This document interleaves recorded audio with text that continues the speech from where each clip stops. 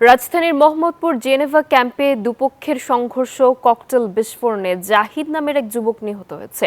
সেখানে আছেন সহকর্মী মাসুদা লাবনী। সবশেষ তথ্য জানতে সরাসরি যুক্ত হচ্ছি তার সাথে। লাবনী, জেনেভা ক্যাম্পে সংঘর্ষ ও তার পরবর্তী অবস্থা নিয়ে আর কি তথ্য আছে আপনার কাছে, আমাদেরকে বিস্তারিত জানাবেন। নাফিসা, সংঘর্ষের ঘটনা ঘটে আজকে ভোর রাতের দিকে এবং রাতে এখানে গোলাগুলি হয়েছে। এখানে স্থানীয় বাসিন্দা যারা আছেন তাদের সাথে আমরা কথা বলেছি।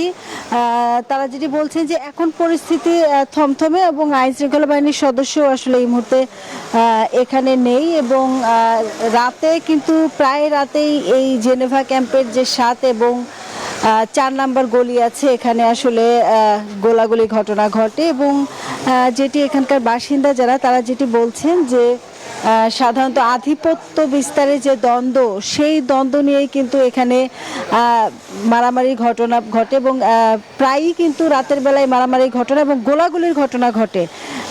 আজকে ভোর রাতের দিকে আসলে দুপক্ষে যে সংঘর্ষ হয় সেখানেই জাহিদ নামে একজন মারা গেছেন এবং এখানে ককটেল বিস্ফোরণের ঘটনাও ঘটে এবং তিনি আসলে ঠিক ককটেল বিস্ফোরণের পরে গুলিবিদ্ধ হয়েছিলেন কিনা বা কীভাবে মারা গেছেন এই বিষয়ে বিস্তারিত কোনো তথ্য আমরা এখনো পর্যন্ত জানতে পারিনি। আমরা গণমাধ্যম কর্মীরা এখানে যারা আছেন তাদের সাথে কথা বলার চেষ্টা করছি। তবে এই এলাকাটি এখন কিছুটা থমথমে এবং আইন শৃঙ্খলা বাহিনীর সদস্যরা নাই।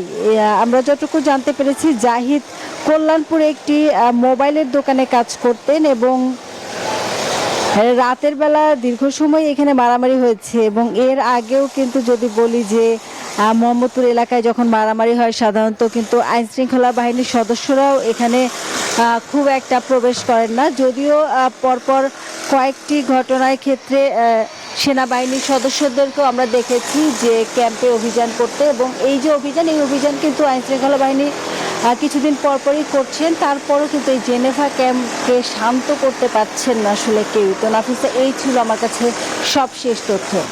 লাবনী, আপনাকে ধন্যবাদ। বান্ডেল থাকলে প্রতি সেনমানিতে টাকা বাঁচবে। বিকাশ সেনমানি বান্ডেল কিনে জিতুন প্রতি লেনদেনে।